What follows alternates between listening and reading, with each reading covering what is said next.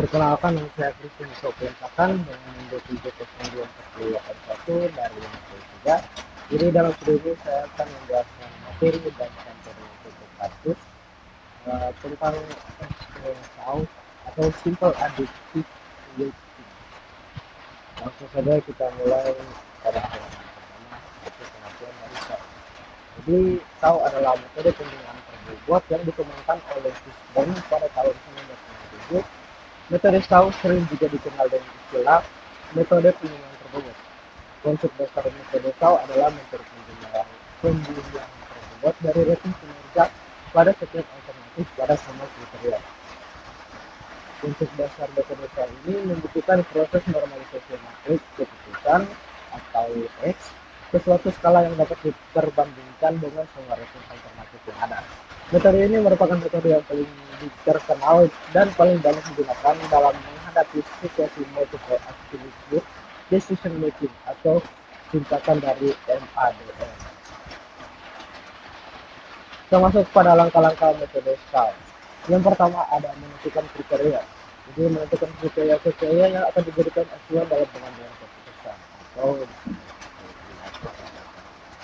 yang kedua, menentukan bobot kriteria, memberikan nilai bobot referensi B untuk setiap kriteria dengan bobot dengan total bobot 1 atau sampai 100%. Yang ketiga, membuat matriks keputusan, memberikan nilai rating kecocokan setiap alternatif pada setiap kriteria.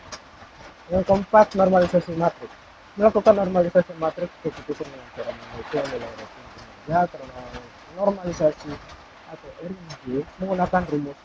Yang pertama ada untuk kriteria benefit, ini kriteria benefit keuntungan, rumusnya adalah RIJ sama dengan XIJ per max dan kurung XIJ. Kalau yang satu kriteria cost atau biaya, RIJ sama dengan min dan kurung XIJ per XIJ.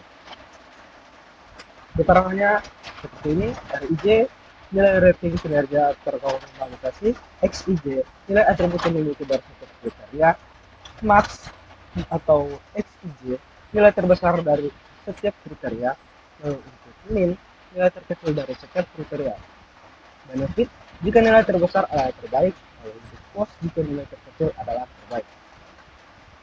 Lanjut kita menghitung nilai preferensi. Hasil akhir diperoleh dari proses perangkuman, yaitu penjumlahan dari perkalian matriks dan normalisasi R dengan faktor bobot sehingga diperoleh nilai terbesar yang dipilih sebagai alternatif terbaik. Rumusnya adalah FI sama dengan E dan kurung WJ kali RIJ. Keterangannya adalah PI sama dengan nilai akhir dari alternatif, WJ sama dengan bobot yang telah ditentukan, RIJ sama dengan normalisasi matriks. Kita masuk ke contoh kasus pemilihan karyawan terbaik. Data kasusnya, sebuah perusahaan ingin memilih karyawan terbaik dari 4 kandidat, yaitu A1, A2, A3, A4 berdasarkan 4 kriteria.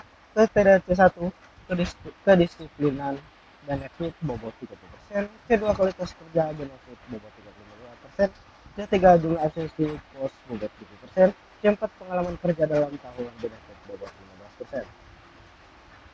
Untuk kasus yang seperti ini, data penilaian matriks keputusannya alternatif A1 kedisiplinan 85, C2 kualitasnya 80, C3 absensi 3, C4 pengalaman, A2 90, C85 23, A3 35, 90 57, dan 4 80 75 1 dan 1. Jadi penyelesaiannya adalah langkah pertama, identifikasi jenis kriteria. C1 sama dengan benefit, semakin tinggi semakin baik, C2 benefit semakin tinggi semakin baik, C3 cost semakin rendah semakin baik, C4 benefit semakin tinggi semakin baik. Langkah kedua, normalisasi matriks. Untuk C1 benefit max sama dengan 90, R11 sama dengan 85 per 90 sama dengan 0,944. Yang kedua, R21 sama dengan 90 per 90 sama dengan 1000, R31 sama dengan 75 per 90 sama dengan 0,893, R41 sama dengan 80 per 90 sama dengan 0,889. Lalu untuk C2 benefit max sama dengan 90, R12 sama dengan 80 per 90 sama dengan 0,889, R22 sama dengan 85 per 90 sama dengan 0,944. R32 sama dengan 90 per 90 sama dengan 1000. R42 sama dengan 75 per 90 sama dengan 0,833. Lalu C3 cos minimal min sama dengan 1. R13 sama dengan 1 per 3 sama dengan 0,333. R23 sama dengan 1 per 2 sama dengan 0,500. R33 sama dengan 1 per 5 sama dengan 0,200. R43 sama dengan 1 per 1 sama dengan 1000. Untuk C4 benefit max sama dengan 7. R14 sama dengan 5 per 7 sama dengan 714. R24 sama dengan 3 per 7 sama dengan 0,429. R34 sama dengan 7 per 7 sama dengan 1000. R44 sama dengan 4 per 7 sama dengan 0,531. Matriks normalisasinya tabelnya seperti ini. A1 alternatif A1 C1-nya 0,944, C2 0,889, C3 0,333, C4 0,714. Untuk A2 1000 0,944, 0,500 0,409, A3 0,853, 1000 0,200, A4 0,889, 0,893, 1000 dan 0,571. Lanjut langkah ketiga, perhitungan nilai preferensi. Dibuat W sama dengan dalam kurung 0,30, titik koma 0,75, titik koma 0,20, titik koma 0,15. Satunya seperti ini dengan hasilnya 0,768, keduanya 0,794, P3-nya sama dengan 0,760, P4-nya sama dengan 0,845. Jadi hasil rankingnya seperti ini. Ranking 1 alternatif 4, A4 ranking 1 alternatif 4. Nilai preferensinya 0,845, 845. Lalu untuk ranking kedua alternatif A2, nilai preferensinya 0,794 berada pada P2. Lalu untuk ranking 3 alternatifnya A3, nilai preferensi 750 berada pada P3. Untuk ranking 4 alternatif A1, nilai preferensinya 0,768.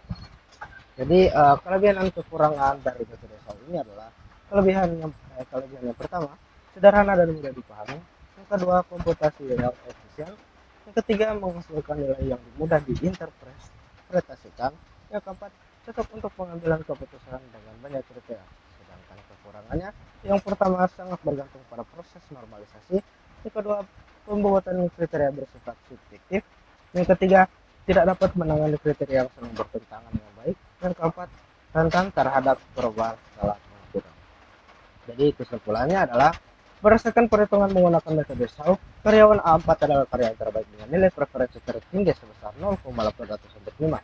Hal ini karena A4 memiliki keunggulan pada kriteria efisiensi atau paling sedikit absen, yang merupakan kriteria cost, sehingga memberikan kontribusi nilai tertinggi pada perhitungan terakhir. Sekian materi dan contoh kasus dari metode SAO. Apabila ada kesalahan kata, mohon dimaafkan. Sampai di sini videonya. Sekian, terima kasih.